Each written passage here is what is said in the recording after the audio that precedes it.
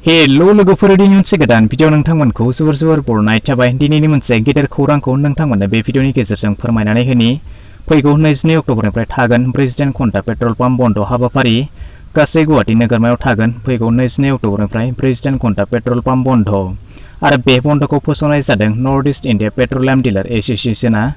बे साननैनि समाव रावबो रायजो राजाफ्रा मोननाय नङा पेट्रल एबा डिजेल। स' बिदिब्ला बेनि सोमोन्दै नोंथांमोननो गासै खौरांखौ आबुङै फोरमायनानै होनाय जागोन। बेखायनो भिडिअखौ एसेबो स्किप खालामालासे जोबजासिमल' नायलांबाय थादो।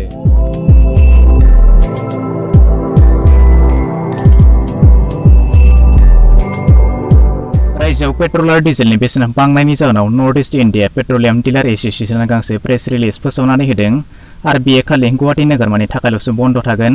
प्रेस रिलिजआव फोरमायनाय बायदिब्ला बे बन्दआ फैगौ 22 अक्ट'बर फुंनि 6 रिंगानिफ्राय 24 अक्ट'बर फुंनि 6 रिंगासिम प्रेसिडेन्ट घन्टा बन्द थागोन होननानै फोरमायदों। एसोसिएशना फोरमायनाय बायदिब्ला 27 अक्ट'बर खालारखालि बिथांमोननि थिरांथा बायदियै मोनसे सावराय जथुमबो खालामनाय जादों आरो बे जथुमायाव रायजोआव पेट्रल आरो डिजेलनि बेसेन बांनायनि सायाव बिथांमोना माखासे हाबाफारि लानाय जादों आरो बेनि सायाव सावरायनाय जागोन होननानैबो फोरमायदों। प्रेस रिलिजआव फोरमायनाय बायदिब्ला थिरांथायाव लानाय हाबाफारिफ्रा बेबायदि: फालांगियाव गोबां बिबांनि टेक्सनि सायाव हाबाफारि, पेट्रलाव गोबां बिबांनि मिथानल गलायनायनि सायाव हाबाफारि, 22 अक्ट'बरनिफ्राय 24 अक्ट'बरसिम गासै गुवाहाटी पेट्रल पाम्प बन्द हाबाफारि, बेबायदिनो गासै 10टा हाबाफारिनि सायाव बिथांमोना सावरायनायनि थाखाय थिरांथा लानाय नुनो मोन्दों।